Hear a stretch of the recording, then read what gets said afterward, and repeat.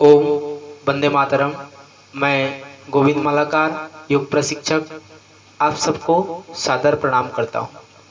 आइए आज कुछ योग के विषय में चर्चा करते हैं कि जीवन में योग कितना महत्वपूर्ण है और योग की अभ्यास करना हमारे लिए आज कितना जरूरी हो गया है।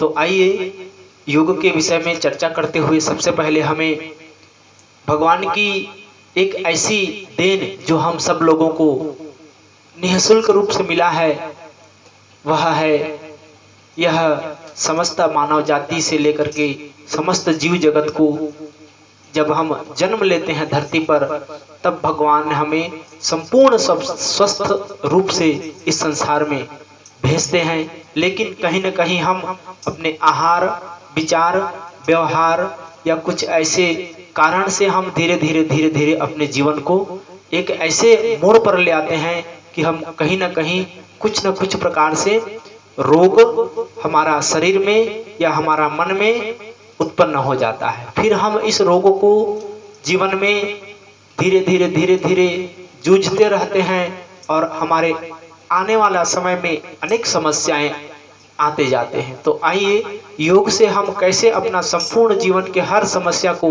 समाधान कर सकते हैं, इसके बारे में कुछ विशेष चर्चा करेंगे।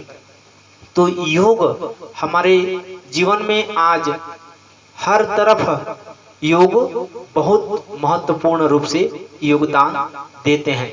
तो योग को यदि हम अपने जीवन में लाएं, योग अभ्यास को अपने हर दिन रूटीन में लाएं, तो हमारा शरीर तो निरोगी होता ही होता है, साथ ही मन में हमारे ऐसे उत्साह, उमंग, हमें हर समय काम करने की एक ऐसी क्षमता हमें रहती है कि हमारा संपूर्ण शरीर ऑक्सीजन से लेकर के अनेक प्रकार के जो भी हमारे शरीर में सेल्स हैं, उन समस्त सेल्स एवं सभी नस नाड़ियों को संपूर्ण रूप से चलाने के लिए जो चीज हमारे शरीर के अंदर चाहिए वो सब हमें योग की अभ्यास में मिल जाता है। आज हम देखते हैं कि शहर में तो धीरे धीरे योग की अभ्यास लोग करने लगे। शहर के लोग अब जान गए कि योग क्या है। आज आप देखते हैं कि बहुत से लोग सुबह उठ करके क्या करते हैं, घूमने जाते हैं। क्यों? क्योंकि यदि हम सुबह या शाम की यदि हवा भी लेते हैं तो हमारे शरीर के लिए कितना लाभदायक है। कहा भी गया है, सुबह शाम की हवा लाख रुपए की दवा। तो दवा से भी कहीं अधिक यह स्वस्थ एवं वायु में जो ऑक्सीजन का लेवल है वो सुबह का सबसे अच्छा रहता है। और सुबह कहा जाता है कि अनेक पेड़ पौधे वनस्पतियां अपने भीतर में ऐसे आरोग्य तत्व की अपने आप में बाहर छोड़ते हैं कि हम मनुष्य जीव जगत के लिए बहुत ही लाभदायक होता है। तो ये बात तो एक अलग है। लेकिन हम यदि घर पर ही रहकर आज के इस लॉकडाउन और कोरोना काल में यदि हम लॉकडाउन का जो भी सरकार का निर्देश है उसको पालन करते हैं, तो आज घर पर ही रहकर योग अभ्यास से हम अपने शरीर को रोग प्रतिरोधक क्षमता बढ़ा सकते हैं, अपने शरीर के भीतर के इम्यूनिटी को बढ़ा सकते हैं और अपने शरीर में रोगों को हम भगा सकते हैं। तो योग को हम कैसे अपनाएं, योग को हम कैसे करें? क्योंकि हम तो सुबह उठ करके केवल और केवल अपने आर्थिक धन के उपार्जन में लग जाते हैं। एक किसान है, सुबह उठ करके खेत जाता है। एक डॉक्टर है, डॉक्टर अपना कर्तव्य रहता है कि कोई मरीज आए तो उसको देखे और अपने क्लिनिक में काम करे।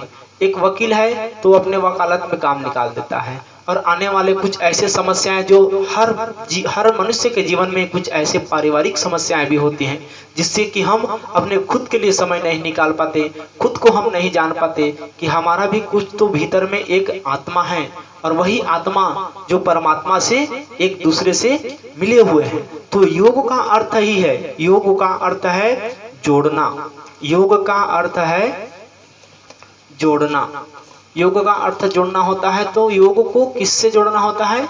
एक तो कहा जाता है कि हमें जीवन में, सबके भीतर में एक क्या है, आत्मा है हमारे भीतर में। सब कोई जानते हैं कि हमारे आत्मा बच्चों के प्रति बहुत दयालु है, हमारी आत्मा बहुत ही सहनशीलता है। हम दूसरों के दुख को देख करके जो है हमारा आत्मा सहन नहीं कर पाता। तो ये एक आत्मा है हमारे मन के भीतर में। और आत्मा और परमात्मा, आत्मा परमात्मा, ये आत्मा से परमात्मा का जो एक मिलन है, एक उनके आत्मा से परमात्मा का जोड़ना है, इसी का नाम योग है। और योग को संस्कृत के युज धातु से लिया गया है। तो योग को जीवन में यदि हम समझेंगे तो अभी जो है संपूर्ण जीवन यदि हम योग को समझने में यदि हम लगाते हैं तो भी योग को समझना बहुत कठिन है। लेकिन योग को हमें समझना है कि हमारा कम से कम जीवन स्वस्थ रहे, हमारा आने वाला जो पीढ़ी है, जो छोटे छोटे नन्हे मुन्ने बच्चे बच्चियां हैं, उनको केवल हम आज क्या सिखाते हैं कि एक अच्छा स्कूल में, चाहे कोई इंग्लिश का हो, इंग्लिश मीडियम हो, या कोई बहुत अच्छा स्कूल है, या कोई बाहर, उसको क्या करते हैं, अच्छा पढ़ा लिखा मेरा बेटा जो है बाद में जा करके मुझे ये सहारा देगा या कुछ मेरे काम आएगा, ऐसे करके हम अपने बच्चों को बाहर पढ़ाते हैं। लेकिन उसमें एक चीज जो कमी होती है, वह कहीं ना कहीं एक ऐसा संस्कार छूट जाता है, योग की अभ्यास छूट जाते हैं, योग में कुछ ऐसे बातें, अपने परिवार से बच्चा दूर हो जाता है।